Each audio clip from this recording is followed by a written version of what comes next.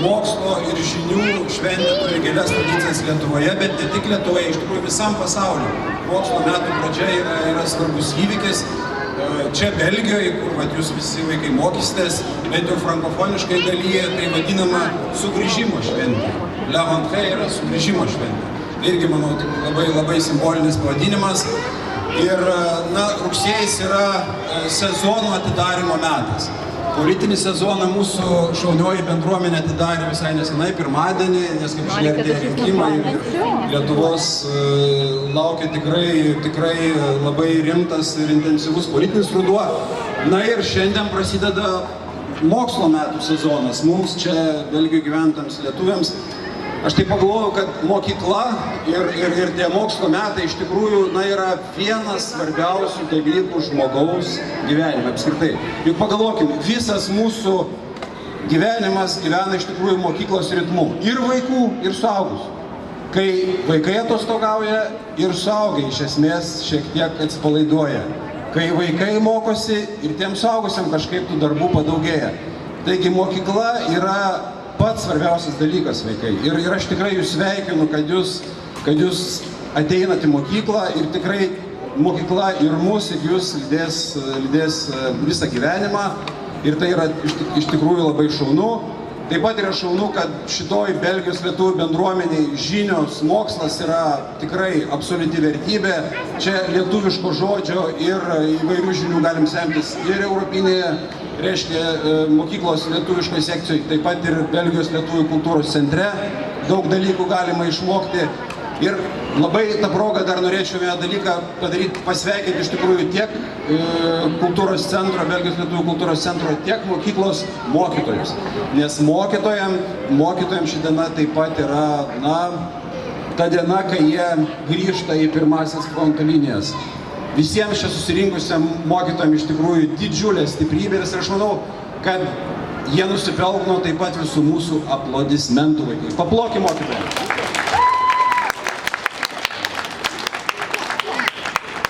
Na ką, ir šviesa, ir tiesa mūsų žingsnius telydi. Taip sako mūsų tautinė giesmė, šviesa tai yra būtent tos žinios, kurias jūs gausit. Sėkmės jums, vaikai. Tikrai nebijokit, mokykla yra visų mūsų draugas ir man pavasarį arba vasaros pradžiai papasakosit, ką jūs per metus išmokot. Na, o dabar, Asta, pereisim prie tradicinės pirmokų pasų procedūros, ar ne? Taigi, norėčiau pirmą pakviesti pačius pirmokėlius. Visus pirmokėlius, jeigu galima, čia, ant laiptukų.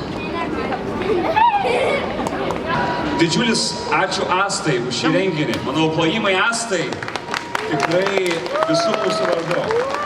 Tai yra tradicija, kuri jau tęsiasi keletą metų, tampa viena gražiausių mūsų bendruomenių tradicijų švęsti mokslo metų pradžią kartu. Ir kaip sakė ambasadorius, iš tikrųjų švietimas yra mūsų svarbiausia iniciatyva bendruomeniai.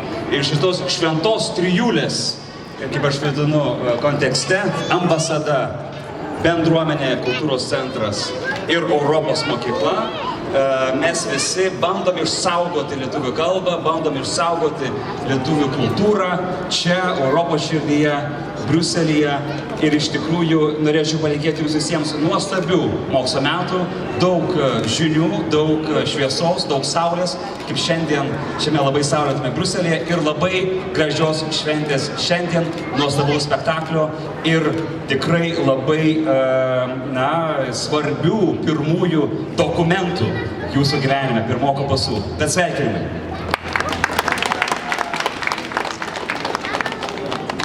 O mes su vaikais norėtumėm padėkoti kartu ir tėveliams ir pasigrožėkit, kokie jie gražus. Ir ištarsime mes jums irgi žodį, gerai?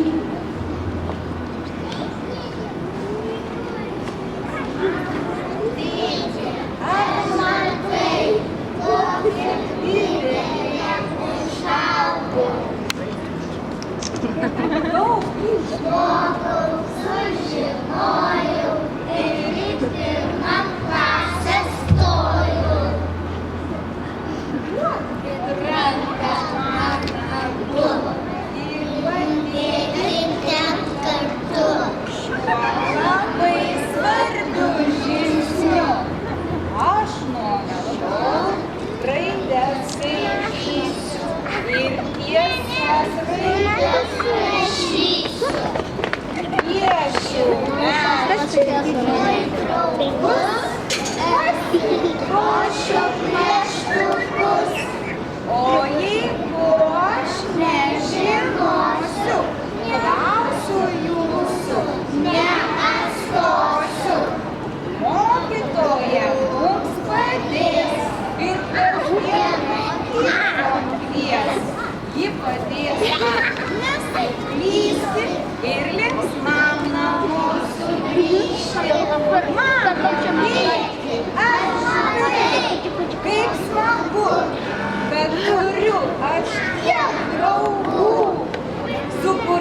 knygas Skaitysiu, žaisiu, piešiu ir rašysiu.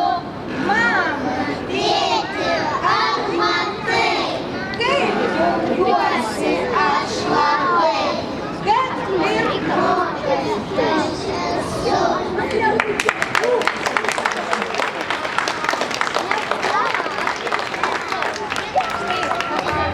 Taigi, pažiūrėkit, koks būrys ir dabar mes visiems turime po Lietuvos Respublikos pirmoko pasą, turime po gražų maišelį, maišelėje gyvena prizai, atšvaitas ir miela graži knygutė apie Lietuvą, stumbrytės plukės atostogos Lietuvoje.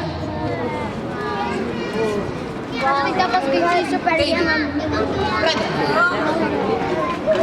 Tėveliai gali tuo metu paplot.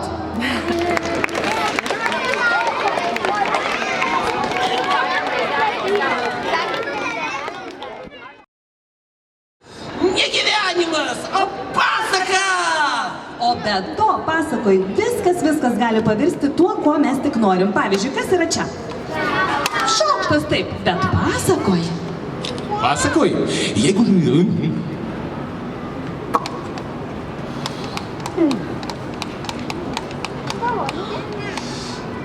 Kas čia? Gėlė, o kokios spalvos?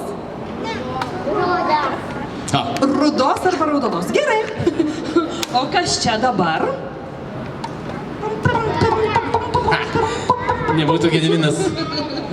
Net su šaukštu groja, tikrai. Gerai, šaukštas pavirto. Iš tikrųjų, niekada nežinai, kuo pavirs bet kuris iš daiktų, kai gyveni pasakoje. Pavyzdžiui, baltos kelnytės, kuo gali pavirsti? Lios. Šitos. Paprastos baltos kelnytės gali pavirsti kokio nors stebuklingo miesto bokšto laikrodžio rodyklėmis.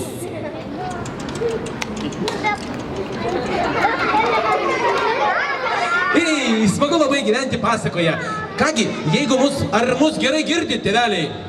Ir mamytės. Girdit, pamajokite, jeigu. Ar gerai matot?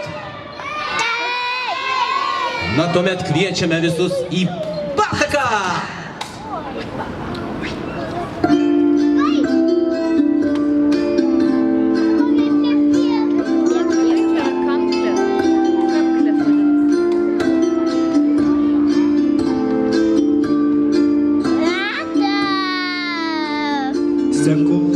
Seku pasaką, vilkas rijo ašaką ant raudono kelmo, ant močiutės delno.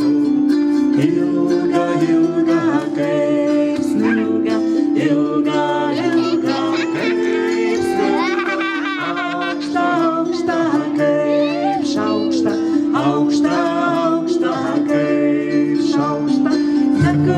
Seku pasaką, vilkas rijo ašaką ant raudono kelmo, ant močiutės delno.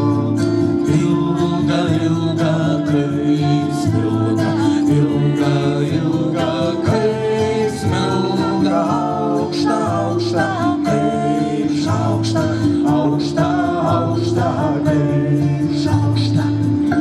Buvo senis Gediminas. Ir bobutė Dalia. Atsisėdę bulvės skutė. O kai vakaras atėjo, sekti pasakas pradėjo. Dainuokim kartu. Seku pasaką, vilkas rijo ašaką ant raudono kelmo, ant močiutės delno. Ilga, ilga kaip smilga, ilga, ilga kaip smilga, aukšta, aukšta kaip šaukšta, aukšta, aukšta kaip šaukšta. Seku pasaką, vilkas rijo ašaką ir aš ten buvau alų vidugėlį per barstą vardėjau, burnoji neturėjau. Ir laimingai gyveno ir dabar negyvena, jeigu nenumirė.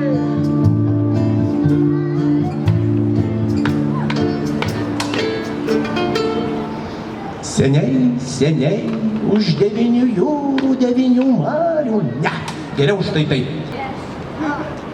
Kas toks? Senas, nesenas. Geruonis. Kas? Vėbras labai gerai, mamytė. Mamytė matė vėbrą turbūt. Graužiam vėbrą.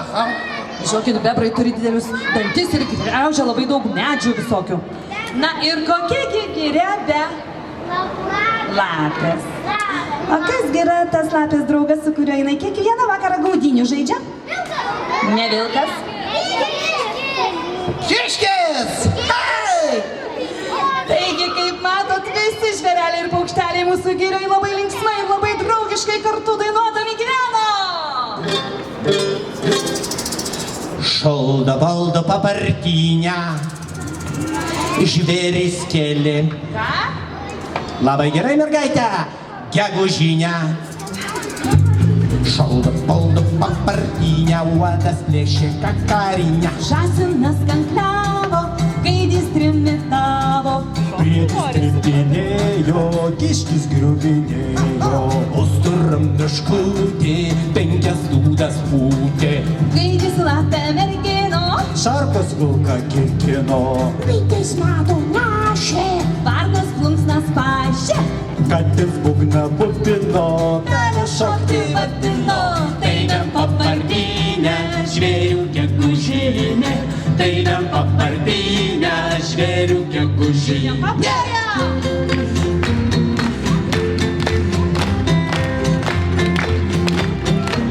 O dabar aukštai paplojam.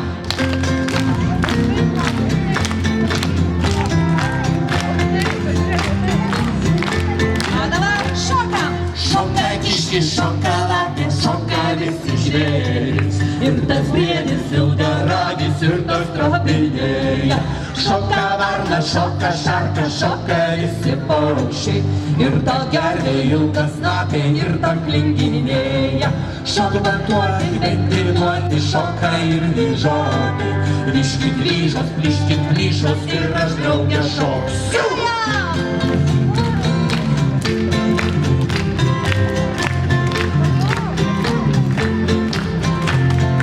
Tai vien papardinė, žvėrių gegužinė, tai vien papardinė, žvėrių gegužinė, žvėrių gegužinė.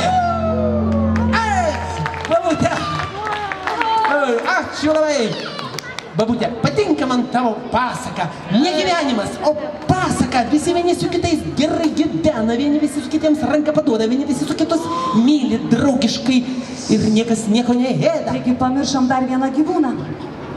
Taigi mūsų girioje gyveno vienas labai alkanas. Ežiukas! Ir labai baisus vilkas. Pamatot, koks alkanas? Ir ne vienas jis buvo ir kitas. Dar baisesnis ir dar alkanesnis. Antras vilkas. Pamatot? Bėda žvėreliam ir paukšteliam, kurie per mūsų girią einančių kelių turėjo į miestelio turgų patekti. Turėjo nuo šitų vilkų labai greitai bėgti ir pasislėpti. Ir paklausykit, kas vieną kartą ten atsitiko.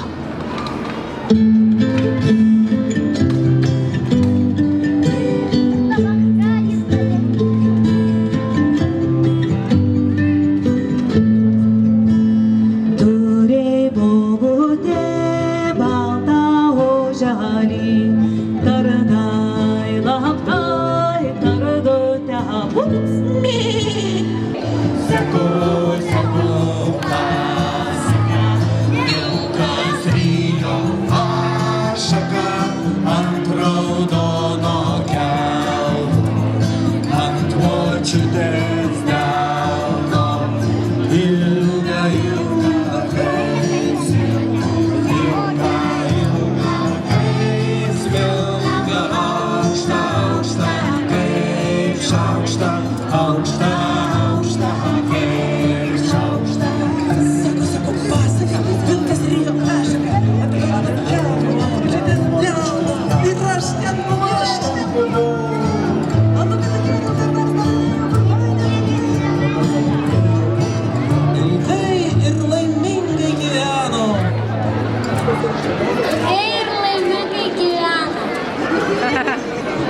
Ačiū.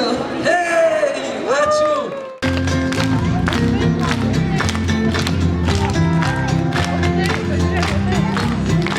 O dabar šokam. Šoka kiški šokolade, šoka visi žvėrys. Ir tas